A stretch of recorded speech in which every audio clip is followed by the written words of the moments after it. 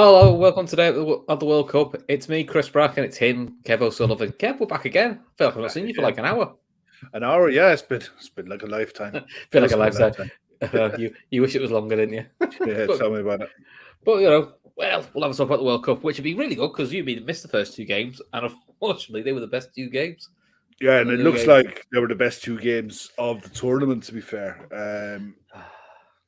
I mean, I don't know which one you're going to start. I mean, should we start in the order they came in? Then it's easy. Start in the order they came in. So go on. So, do you not know which order they came in? No, I just wrote down notes, mate. Yeah. So first game was Cameroon versus Serbia. Cameroon was Serbia and Cameroon first, yeah. Serbia Cameroon was first, yeah. So mad game because Mitrovic should have two before at 0-0. Mitrovic misses two chances. One's a really good effort, which is a good save, and another's an absolute sitter.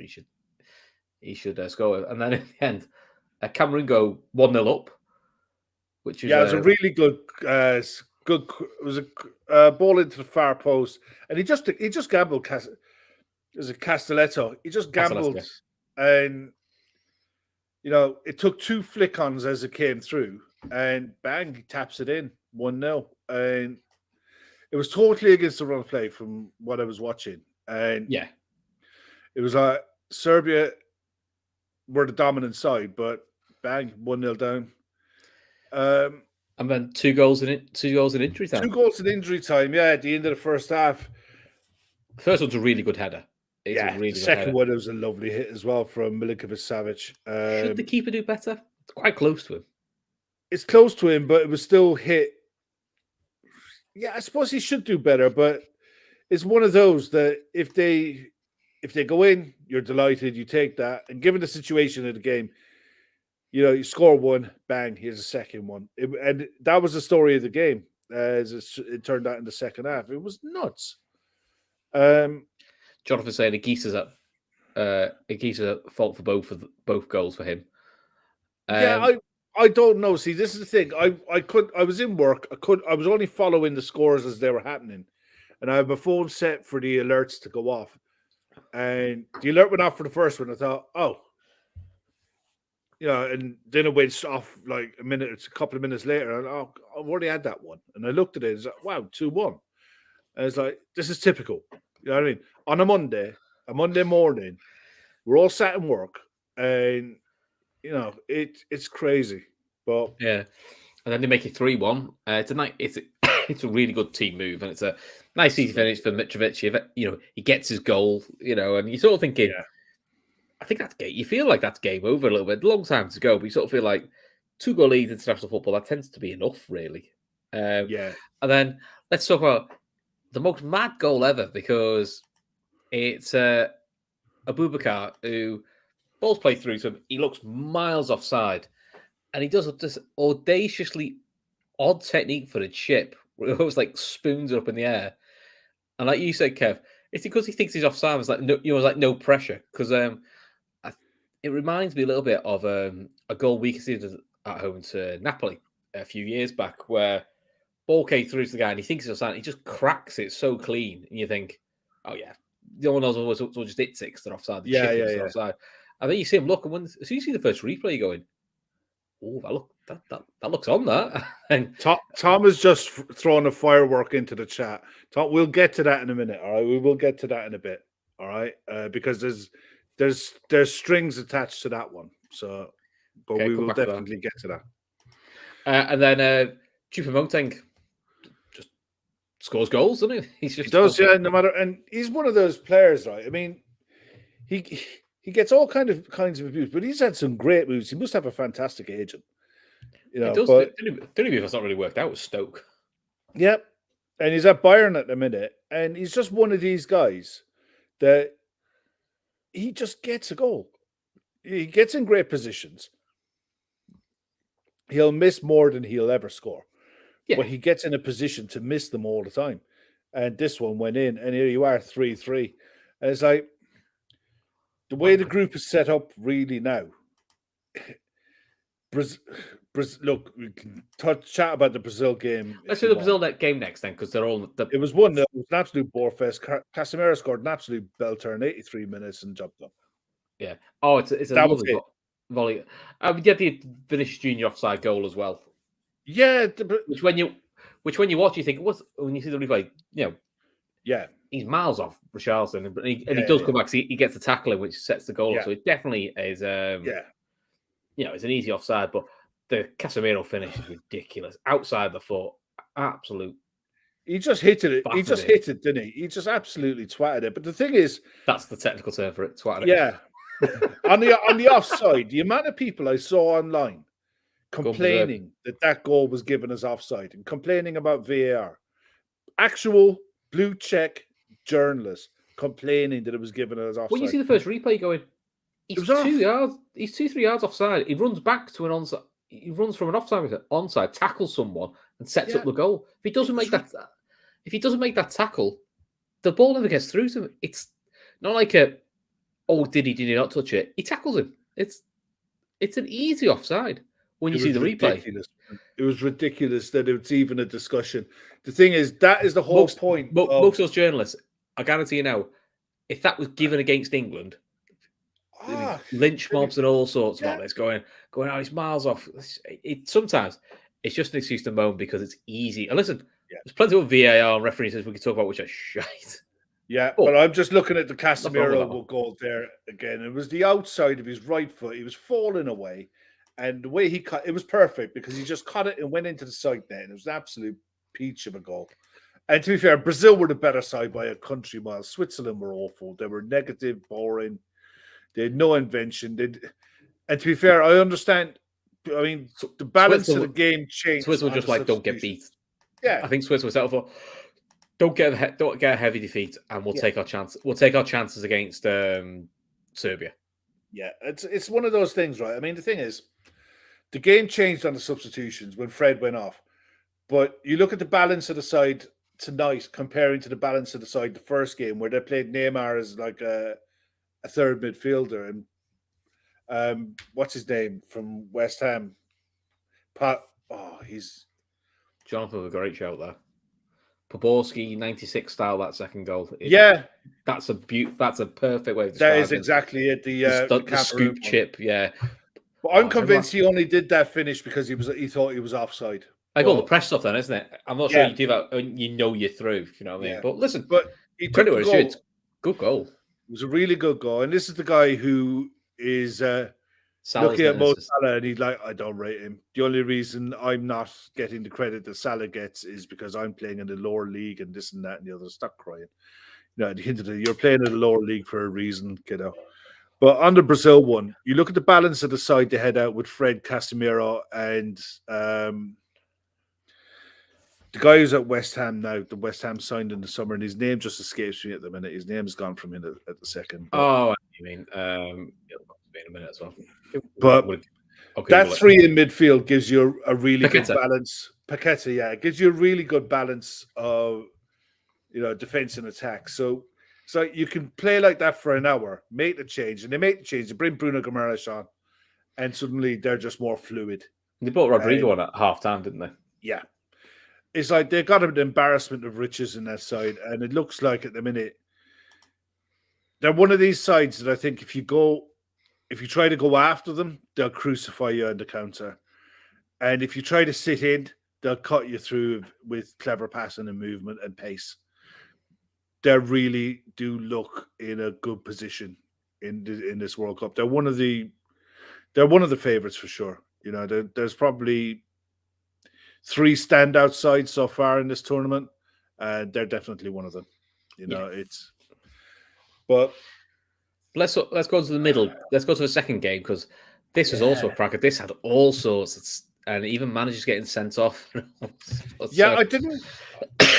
I saw the highlights. I've seen the goals, and I've seen what the manager got sent off for now as well. So I'll go through that with you as well. And it's just to paint the picture. Anthony Taylor's the referee. Which when I tell you what the manager got sent off, you'll probably side with the manager. But it was a mad game, wasn't it? Because Korea started quite well, but too early. Korea absolutely dominated the first 20 minutes. Saloisu gets one. Yeah, Salisu gets one, opens the scoring, and it's from then on, it was a madness. The one player that I really like the look of is Mohammed Kudus, and I've liked the look of him since before we played Ajax. Just a little deft touch, and that's all it needed. It just the cross was brilliant. He just needed a touch, and you're going 2-0. This is going to be interesting. The positions he gets into, mate, it's like he arrives into the box at the right time more often than not. He's got such quick feet, and he's a unit as well. Yeah, and he looks like he can play anywhere across the front three. I don't know where he's not going to be at Ajax for long. I don't know where he ends up. I think from the rumors that I've seen online, it looks as though Dortmund are definitely sniffing. Would be a very typical Dortmund signing, to be fair. It would be a very typical Dortmund signing, to be honest. And let's face it, they're going to have money to spend, and they definitely need a forward option. Then they do like an Ajax player. You know, it's he looks like he's going to be a star, and it looks like he's a star in the making. That he's one of these players that when this World Cup is done and dusted, he'll be one of those that their reputation has definitely been enhanced by this tournament. He's done really, really well. Cautiously optimistic Ghanaian says, I like Lamptey, but he really struggled in the second half. I think he's another right back who would have people shouting he can't defend. I think the thing is with Tariq Lamptey is he's not getting enough games at Brighton, and he's not getting enough games at Brighton for a reason. You know, Graham Potter didn't pick him as much as what people expected him to. I feel like the new guy's not picking him either. I always feel like he's minute to be a manager because he's picked up a lot of hamstring injuries. Yeah, but at the same time, mate, you play him and you give him an hour and you take him off. If that's the case, I wonder if he's a bit like a Nico. He's more of a wing back than a full back. Yeah, but Brighton play with wing backs, and to be fair, I think it's one of those that I don't know. I think he looks really good on the eye, but I honestly think that he's going to have a problem. I think he's probably only about 5'7", 5'8". Yeah, and I think for a modern fullback in this day and age, he would be targeted massively. Of course he would. You know, people say that Trent is targeted. Trent is still decent in the air, but Trent is targeted because he bombs on so much. You know, Lamptey would be doing the same. That's why you have to play him in a back three. You have to play him as a wing back. That you can't depend on him being that out and out right back. You know, and I think he's suffering in this tournament mainly because of the lack of football and the fitness it's telling in this heat. And if you got an end-to-end game like you had today, he's definitely going to suffer. And look at who he was playing up against, Youngmin Son. You know, he's not going to. He won't take any prisoners. Exactly. You know? But then let's talk Korea. Then South Korea second half. Cho, two goals in about 3 minutes. I think he scores. The first one, nice position for the striker, middle of the 6-yard box. Nice little flick header. You think 2-1, game on. And the second one, the winger does well to get the crossing, loops it in, and he comes running in and crashes it. Now, I don't know what it is, but I think it's because the keeper dives backwards and then tries to push it up into the air. So it makes the header look so much more powerful because it almost looks like the header's pushed the keeper into the goal. So it makes the goal look even more spectacular. You're thinking 2-2 game on. You're thinking, well, Korea in the ascendancy, probably only one winner out of this. And it's not. Is that Kudus again? Puts them back in front. I mean, Williams tries his best, to do everything but score. It's the biggest air shot you've ever seen. But Kudus keeps his composure. It's a nice finish, 3-2, and you're thinking, if you're a Korea fan, you've done all the hard work to get yourself back into it, and it's a goal that's avoidable, but it's a nice finish. Yeah, I remember when me and Gav did the predictions for this World Cup for the groups. This was the one of the groups that we looked at and we thought this could go any way. And so it's proven. I fully expected Portugal to implode. I just had a feeling that I thought the Ronaldo stuff and playing Ronaldo was going to be a problem for Portugal. And I think it is a problem, but I think it's been masked. I don't think Portugal have been good at all. I think they've got 6 points in the They've been clinical. Yeah, they've taken the chances where others haven't. But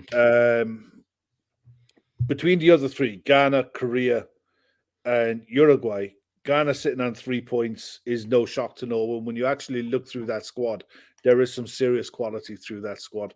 Some really good young talents. Loads of pace, loads of power. Which will cause everyone issues. Yeah. And I think bringing in Inaki Williams has been a revelation. Inaki Williams, for me, is he's been one of those steady Eddie strikers in La Liga for the last 5-6 years. That he will always get his goals, and he's quick and he's strong and he's powerful and he knows his game inside out. And the more he plays with this group of players, the better he'll be. But you look at the way this group is set up now: Portugal on 6, Ghana on 3, Korea and Uruguay on 1 each. The games to come are on Friday with Ghana playing against Uruguay, and I fancy Ghana to win that. Korea against Portugal. I think Portugal will make plenty of changes. Korea will be game. But I think the changes that Portugal make, I think they'll start with Rafael Leao. I think that'll be the more entertaining game out of the two, though. Yeah, it will be, yeah. If you're neutral, that's probably Korea will give it a right go. Yeah, Korea will give it a right go. And it wouldn't surprise me if they turned Portugal over. But at the same time, Portugal has so many options off the bench to be able to affect the game. But I expect Ghana to beat Uruguay. Uruguay have probably been the biggest disappointment in this World Cup so far for me. Well, one of anyway. They were horrific today, weren't they? Let's be honest. Yeah, they couldn't keep the ball. They couldn't pass the ball through the lines. Darwin was awful. He's not. Cavani was awful. Even Valverde, who you may are quite a big fans of, only looked good after the subs. The only shining light for Uruguay for the full 90 minutes was Bentancur from Spurs. He was the only real big positive for them. But it was a bit of a one-man crusade because the rest of them around him were crap. The only credit you could give to Uruguay was the 4 subs they brought on at least made them a bit more adventurous, and they had the half chances. And then we had the penalty. So but before we get into that, if you guys in the chat, if you could smash the like button, please, it would really help.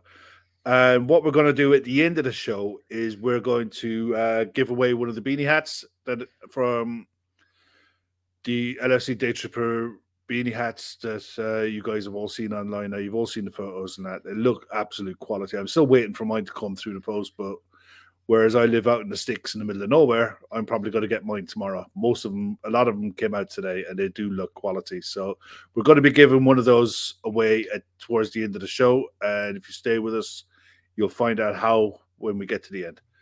But so let's talk about the penalty. Let's talk about the penalty, because Tom Boland, Cat Muscle Pictures, penalty for me. Let the row begin. Veranda Cheese has put never a pen. You and me debated it on last show. I went never a pen, and you were like, you can't really argue with it. It's a pen. And then Dale from ESPN has put out a picture of why it isn't a pen, and then said it's a FIFA directive why it isn't a pen. So he's basically FIFA have not followed their own directive, and the FIFA directive is that if you're a defender sliding in, you got one hand down, one hand high, the hand that's up in the air hits that, it's a penalty, said, because you make it so big. The FIFA directive is the hand that is trailing behind the floor cannot be given as a penalty because it's classed as a support. It's support because it's basically something you've got to land on so you don't fall on your back. So they've even put their own directive out to say it's not a pen. And then the VAR'd it, looked at it, not followed their own rules and gone, pen. Yeah. I mean, to be honest, in the grand scheme of things, I'd say he didn't make it in the grand scheme of things. No. It's not like it was, that's the game changer. And if it wasn't for that, Uruguay would have gone on. No, Uruguay just looked shot the whole game. So it's not really a game changer because Uruguay were horrific and, they weren't going to get it. But that's the rules as it stands. And the officials aren't actually sticking to their rules. Well, the only thing that I could say is, when you put your hand down, if you're in a sliding tackle, you're putting it down to the side. All right? He put his arm down in between his own legs to be absolutely sure that if he got nutmegged, that his hand was going to be down and block that ball. I think it was very clever. I think he knew exactly what he was doing. But by the letter of the law, by the way FIFA has described it, it shouldn't have been a pen. But I promise you, that guy knew exactly what he was doing. What I would say is that's probably a defender's going, we know the new rule, so we know what we can get away with, which is probably why they went ballistic, to basically saying, like, but you've said that's not allowed. You said that's not a pen. Oh, yeah, back to the Korea game. Sorry, I'll tell you about this. All right, go on. So, why your man got sent off? Not the Uruguay game. Your other your man. So, one of the South Korean defenders decides, as defenders do when they're 80 yards out, I'll take a pop shot because it's just a defender thing now, is it? Let's just take a pop shot from 80 yards. Hits a fella, goes out for a corner just as the stoppage time ticks over the 9-minute added time mark. Okay. The English official, corner. Korea goes to full time, game over. Doesn't let him take the corner. Coach bolts onto the pitch and tells Anthony Taylor what a manx shithouse he is. Gets sent off. Because they're going, what's he so upset? That's what it was. It was the... Which, I know what people say, letter of the law, it's hit the... But the rule is, it's minimum added time. And it's not quite as bad as the 70s one. Do you remember the Brazil-Sweden game? Yeah. With the Scottish official where he blows up midway through the ball being in the air for a corner and Brazil score of it, which, if you've not seen it, it's worth a YouTube. It's hilarious. It is, yeah. You literally see him blow on the ball mid-air and Brazilian crashed it in thinking he's won the game. But yeah, so that's why the Korean manager got sent off, which that is proper jobs worth refereeing, that, isn't it? Yeah, that's typical Taylor.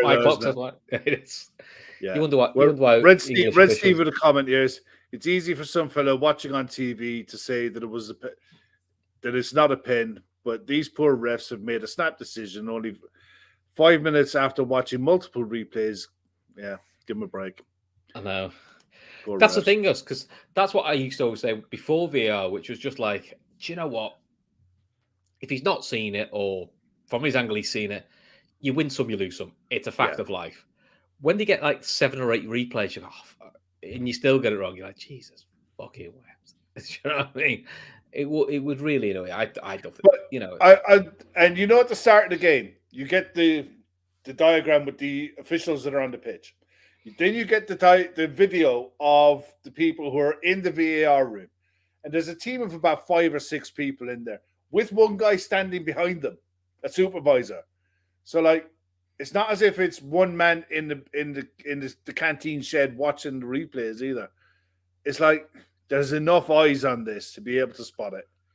It's like, yeah, look, I mean, they got it wrong, but I'm glad it wasn't the game deciding goal, because the first goal that came in, Bruno Fernandes whipped a lovely cross in. It's a great finish by Ronaldo, isn't it? Absolutely. It was a great finish by Ronaldo. Bullet header. Absolute bullet header, wasn't it? With his hair gel just flicked off his hair at the right time to direct the ball. Full Harry Kaned it, didn't he? He absolutely Harry Kaned it. Absolutely caned it. 100%. I was going to say, because Bruno Fernandes was looking not to get a hat trick. He was really good today, as much as we all dislike him. He's a better player when Ronaldo's not on the pitch. That's just the truth. He gets more freedom and there's better movement in front of him that creates space. It's the same for Manchester United. Yeah. It's the same for Manchester United. Him leaving United could be the best thing to get Fernandes back to the goal scoring machine he was before he was there. Yeah, so he'd probably do him so good. Well, we'll see once Ronaldo, gets, once they come back and they decide who they're going to go and get in January. I think that they'll benefit from him not being there. You're also freeing up £500,000 a week in wages that's available to pay to someone or two. So it'll be interesting to see which way they go. But there's so much happening today, and you look at. Let's bring that up actually, because it's been a quiet day in the world of football, hasn't it? Yeah, there's quite a bit. In fairness, and Dicker brings us up. The Juventus whole board has resigned. Wonder if they know getting relegated again for financial troubles. Yeah, it's a big investigation, isn't it, about their finances, isn't there? I'm just bring this up now. I'm just looking at it in a second. I'll just read this out to you. Okay. The entire board of directors at Juventus unanimously resigned on Monday. The announcement came after a stunning meeting of the Serie A record holders The club has been under investigation by the Turin Public Prosecutor's Office. The allegations include false accounting and market manipulation. Andrea Agnelli and Vice President Pavel Nedved, what a player he was, by the way, along with the rest of the board, have unanimously resigned. Managing Director Maurizio Abervene is set to remain in charge of administrative duties despite also resigning, with the club set to fall into significant period of transition. Juventus also saw 2021-22 saw a year of record-breaking losses published by the Turin club, with £220 million worth of losses being registered by the Serie A giants. Now, you couple that on top of everything that's going on at the club, the fact that they're in turmoil on the pitch as well as off it.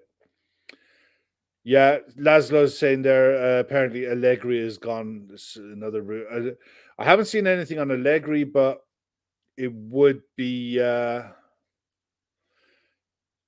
amazing if Allegri stays, given the fact that any other manager would have got the boot for what's going on the pitch at the minute. They're in absolute freefall. It's not the first time that Juventus have been in financial trouble or caused financial trouble. They could not only could they get relegated, but they could go bankrupt and out of business.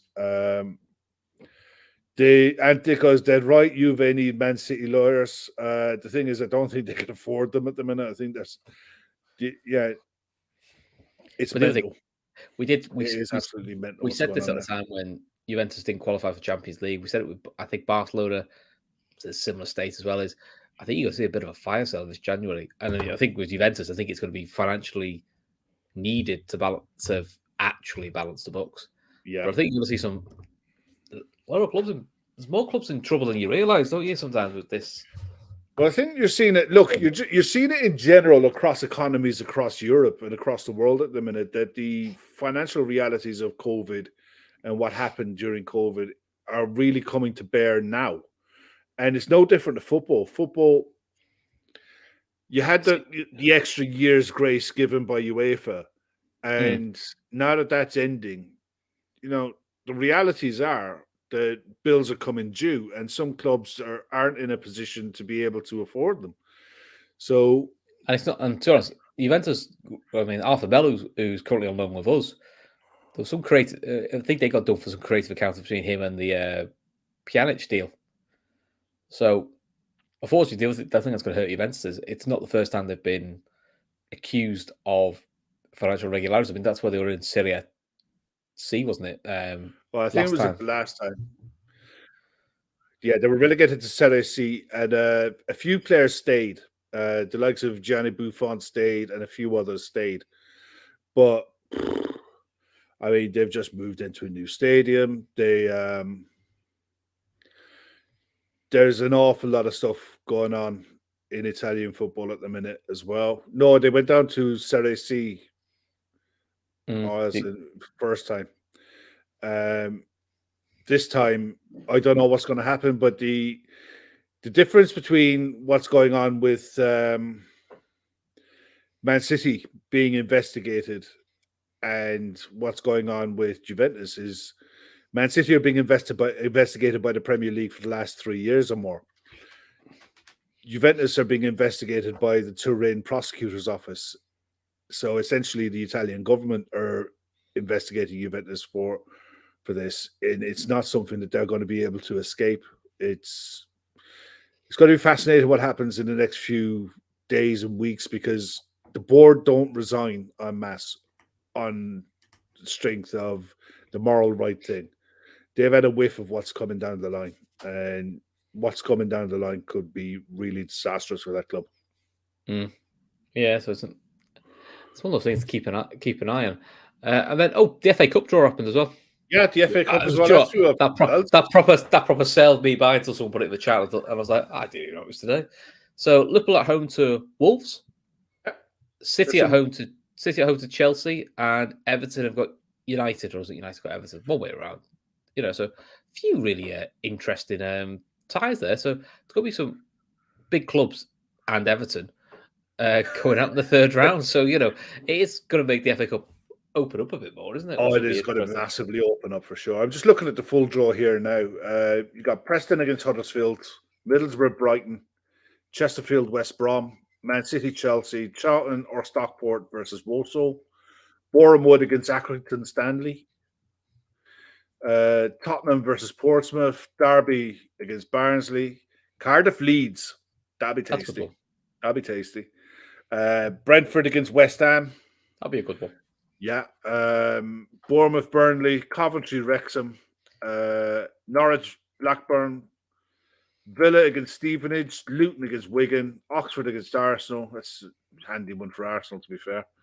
Fleetwood against QPR, Liverpool against Wolves, Grimsby against Burton, Blackpool against Nottingham Forest, Dagenham and Redbridge or Gillingham versus Leicester, Forest Green against Birmingham. This is another tasty one. Bristol City against Swansea.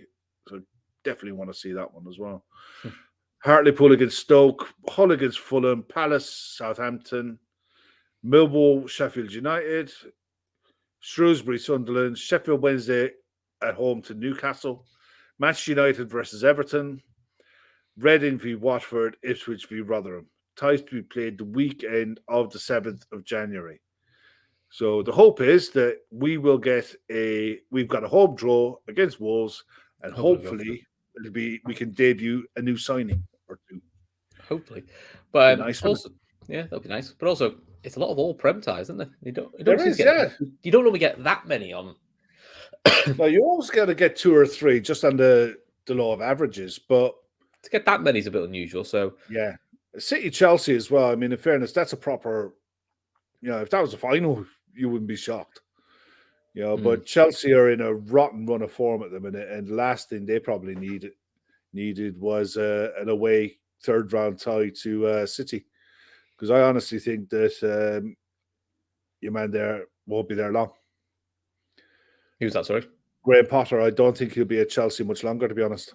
I think if they start poorly when they come back off this World Cup winter break, whatever, and they don't pull off something in the first few weeks, I think they head into January and the panic buttons will start to be called for.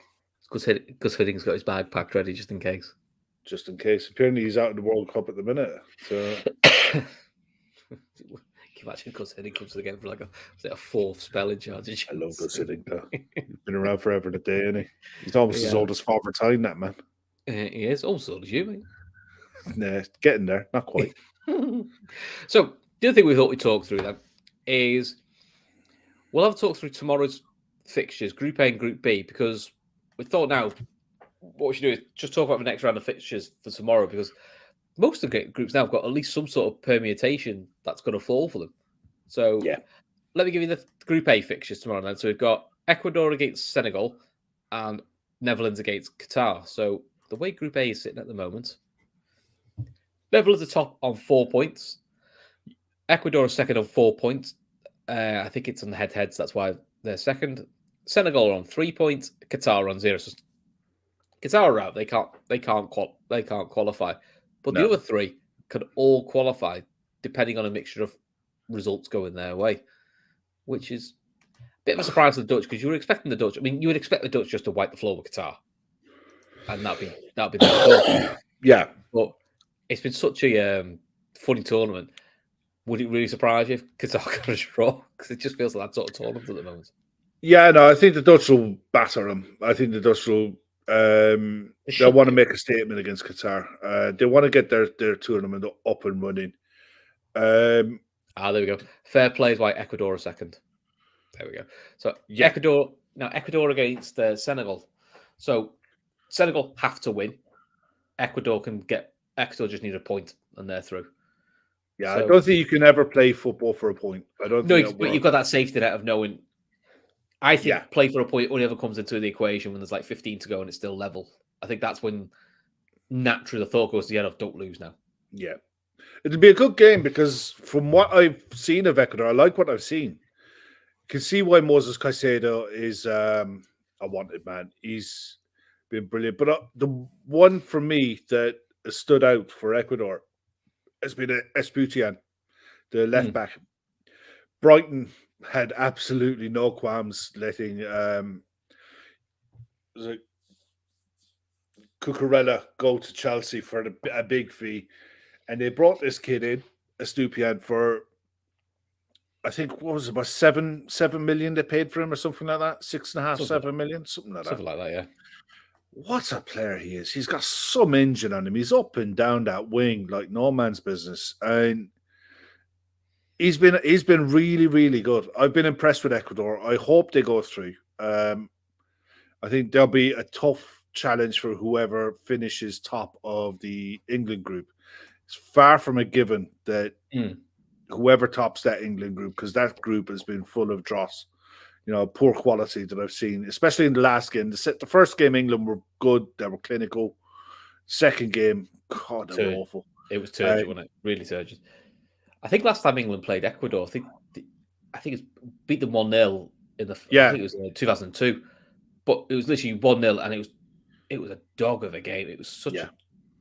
Ecuador just always make it tough. Yeah, I think the Dutch top the group. Ecuador gets second. I hope Ecuador gets second, but then again, you look at Senegal. Ismail Assar has come to the party. He's been pretty decent, and in Jeju as well, they've got a striker, a big, powerful unit who can find a goal. At international level, he's handy. They desperately miss Sadio Mane, but look, Sadio Mane is going to be missed by any team. Doesn't matter who he is; he's an absolute superstar. But they're good at the back, but this Ecuador side won't fear them, and I think that'll be the game to watch for sure. It's a 3 p.m. kickoff, which is going to miss. I'll probably get the last half hour of that game when I get home. It's the better one to watch because that's the one that's got more riding on it. Yeah, unless you flick over and it says 10 minutes to go, Qatar are 2-0 up against the Dutch, and you go, Jesus, let's turn over. But realistically, that feels like the one that's gonna go that way. I mean, Group B, we've got Iran versus USA, and we've got Wales versus England. So the way the group is sitting at the moment, England have got 4 points, Iran have got 3, USA have got 2, and Wales have got 1. So Wales need to beat England by 4, and they need the other game to be a draw for them to go through. Yeah, England just need a point. Yeah, and Iran need a point, and USA have to win. Yeah, but you're stuck between the devil and deep blue sea. Whether you top the group, you finish second. If you finish second in the group, odds are you're going to be playing the Dutch. Now the Dutch haven't been great, but I think as soon as Van Gaal comes away from playing this back five, the better that it'll be. For I don't think Dutch. he's going to. I think he's just. No, I don't think he will. I think he's kind of wedded to it, which is a shame. And I think it'll scupper the Dutch going through. Maybe I think the Dutch could get knocked out in the last 16 because of this system. They can't get enough of the ball in the right areas of the pitch for long enough to be able to cut sides apart, which if they play the back four with attacking fullbacks, you do not need 3 centre-backs when Virgil van Dijk is one of them. No. You just don't. I think he looks uncomfortable as that middle centre-back. He looks like he just wants to bundle one of these 2 centre-backs out of the way and just tell him to get forward and get out of his way. It just looks all kinds of wrong. It looks stupid. But Van Gaal he's determined that this is the way he's going to go, and he thinks that this is going to be enough to get him through, and it'll get him through to the round of 16. But after that, they're in the lap of the gods, because you look at if England finish second in that group, England will fancy their chances against that Dutch side playing a back five. And if England top the group, whoever finishes second, be it Iran or USA, either side have enough pace to trouble that Dutch side, especially the US in the middle of the park. Their 3 centre mids have been really busy and hard working, so I think the US probably go through. I think the US beat Iran, but Taremi has been good for them for Iran. He's plays in the Portuguese league. I think he plays for Porto. Yes, he does. Yeah, he plays for Porto. He's a good striker. He knows his game. He's comfortable in his skin. He knows exactly what he's doing. He can get a goal. But I'll be honest, the US have been pretty all right. You know, probably not clinical. Probably just a little bit shot shy. But yeah, the question, the interesting thing for tomorrow night is going to be a case of how many changes does Southgate make? Because he's going to have to make some changes. You can't. The talk is Kyle Walker's starting. What we don't know is that in a back three or a back four. But I think he probably will match Wales up. Go 3-5 in the Welsh system. He'll match them up with a 3-5-2. Wales will definitely go with a back five. They always go with a back five. They don't do anything different. That's how they play. Yeah, but, I mean, they'll just push Shaw and Trippier up as higher wing backs. I think he might need to mix it up a little bit in midfield. If you were saying it wouldn't be surprised if Henderson starts, I think Rice and Bellingham will definitely start. I think Mount's the one who might miss out. I think he's the one they've got to question about. I wouldn't mind seeing Henderson starting, but Henderson next to Rice with Bellingham given a free role. That's what I was thinking. Yeah, behind Kane. Or behind Wilson. Because and Dick was saying Trent and Henderson start. I'll be amazed if. Do you know what? It would actually. No, it would make total sense that if you're playing Kyle Walker as your right-sided centre back in a 3, that you would play Trent as your right wing back. You play Shaw as your left wing back, and the substitutions that you'd make then would be Trippier for Shaw, just to rest and rotate. Possibly on that side. Trent is fresh and he hasn't played. And I think he'd be ideal to push on to Nico Williams if Nico plays as a left wing back. You could force Wales back into playing a back five, give Bellingham the freedom of the park to run amok and do what he does. Yeah, so we do 3-5 and there'd be a 2 up front, which, look, Kane will start because I think if he's only got one leg, he'll still start. Whether he should or not, if he's not 100% fit, but I think he'll start. And then the question then is, if it's 2 up front, who goes with him? Is it Sterling? Is it Saka? Does Grealish get a start? Or Phil Foden, who's barely featured? Which I must say is a little surprising because he's on form. He's on form for City. I'm a little surprised he's not being picked as much, but he is naturally a conservative manager. So, well, Ant is saying there that they're saying on Sky that Henderson would replace Bellingham. I mean, that'd be disappointing. That'd be disappointing for Bellingham because he's a youngster. You've got to show a bit of faith in him. He wasn't great against USA, but to be honest, I don't think anybody was for England particularly great against USA. But that's for a young player. Isn't that what they learn from? Is you were good against Iran, didn't quite work out for USA, right? Learn from subpar performance by your standard and go there. Unless he's just protecting his legs. What you could do if you wanted to do that, okay, say you play Henderson and Rice as you two, and just say you play 2 in front of them, one being say Grealish and the other being Foden, with Kane as your number 9, and just have Grealish and Foden around Kane and just play a 3-4-3. Yeah, could do. You could do that as well. The thing is, it's all about getting through. That's all these games are. These group games are. It's just you get through the group. I wouldn't mind seeing that, to be honest. I wouldn't mind seeing Grealish and Foden given free role. It just feels far too attacking for the manager in England. It does, to be honest. But so I don't think if you're playing Wales that you need 2 holding midfielders. No, you wouldn't have thought so because it's not really been needed in the other games you watched them play. So not when you look at the Welsh playing with Ramsey and playing with Bale. Gareth Bale's been turgid. He's been absolute muck. Yeah, I mean, Joe Allen when he came on against the Rams actually looked all right, but he's not fit. He's not played since August, early September time. He's just, it's unfortunate for him, but he's just not right. So, and then the other game, how are you seeing it for both games then? So, Iran versus USA. I think the US win. I think it'll be a close game. I think maybe 2-1. Good. Maybe 2-1. You would think so. I think USA got a bit more fun. you think they've got a bit more firepower, but Iran just showed a different way against Wales. But again, I don't know if that was because Iran were really good or Wales were particularly poor. Because Wales actually look better against the USA, but they were horrific. And also, the other thing for the Welsh is they've got no Hennessy in goal. Yeah, I think this being the third game, I think it's a real stretch for the squad. Yeah, it's physically, you got like some Ramsey who don't really generally play 3 games in a week. Bale doesn't play 3 games in a week. There's going to be a lot of tired legs in that Wales squad on the hour. You know, they'll be fine for the first hour, maybe even for the first half. Maybe for the first half, they'll be up for it, and the adrenaline will carry them through a fair bit. But I think their legs will go. I think I could see England running out comfortable, maybe 3-4-1.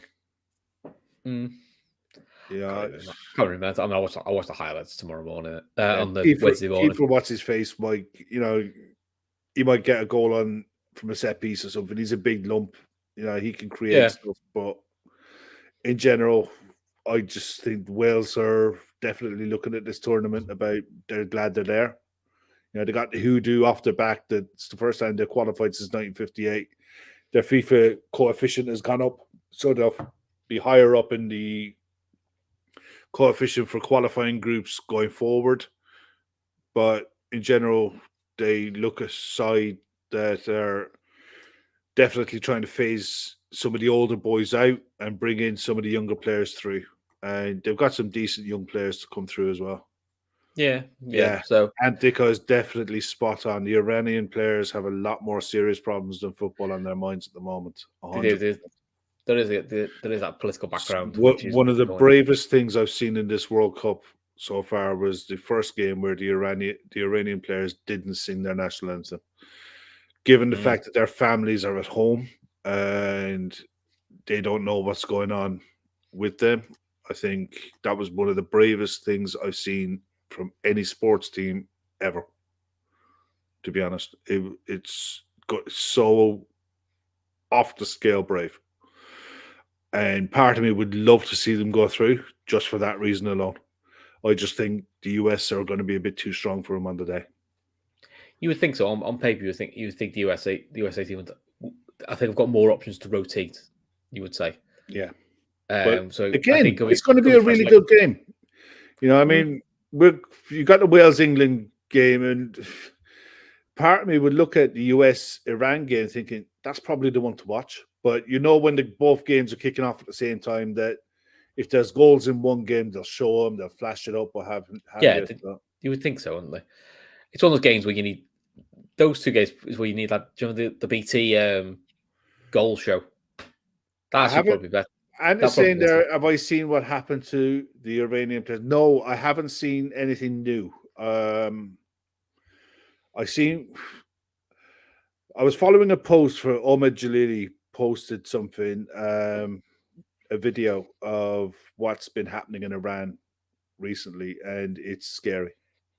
We all know about the protests and what's happening over there at the moment, but what's happened in recent years in Iran where not just hundreds, but thousands of people executed. It's definitely, that's why I said it's the bravest thing I've ever seen Iranian players do. Crazy. Okay. So we did promise you all a way of giving. We're going to give away a beanie hat. So when the show's over, not now, go into the comments section. Unless you're Tom Boland, because you can't do this. You have to write in "never a pen." So sorry, Tom, you said it's a pen, so you won't be. You'd never write this in the comment section. And what we'll do is we'll leave it up for 24 hours, and then Gavin and the guys will randomly select somebody from the comments who writes "never a pen," and we'll we'll get in contact with you. And you'll get a bobble hat for now. Yeah, right, and just to say, it's not in the live chat now. It's in the comment section when the show is finished. Jump into the comment section when the show is finished and just type in "never a pen." That's all you got to do. So you go nice and easy, and you get a free hat. You get in with a chance of getting a nice woolly bobbly hat. There we go. What more can you want out of life? So, right. All right, Tom. You're out, kid. So stuff. Bless him. Go on, Tom. You throw your name in as well, son. You have to do it under a pseudonym so we won't know it's you. Yeah, not Tom Boland. Not Tom Boland. Free to Tom Boland 1. Yeah. Alison. Hashtag finish the show. Right, we're gonna do another 2-hour talk now, aren't we, Kev? Just to really no, we're not. I'm going to bed, man. I am tired. No, I am tired. It's been a long day. Been up since 7 o'clock. And I wouldn't have minded if that game tonight was good, but it was absolute turgid. I said to you we said before the show started, I said, look at this game here, 3-3. This is going to be shite the way I watch this. It was proper turgid. Like, oh, it's like Spain-Germany. I was expecting Spain-Germany to be really good, and it just wasn't. Yeah. So, well, listen, get your comments in at the end when we finish. We're finishing up now. So yeah, we're going to finish up now. But yeah, listen, thanks for watching. Like and subscribe on your way out, and don't forget, once we end of the show, put in the comments "not a pen," and in the next 24 hours, you'll find out who's won a free Trippers bobble at. Can't be bad, does it? Until then, keep your eye out on notifications. Hopefully, we might have you having a show tomorrow as well. Till then, take care. Oh, he's done it again. Do you know what, mate? You got to stop pressing these buttons, you know. To do with me. Right, we're definitely going now. See you later.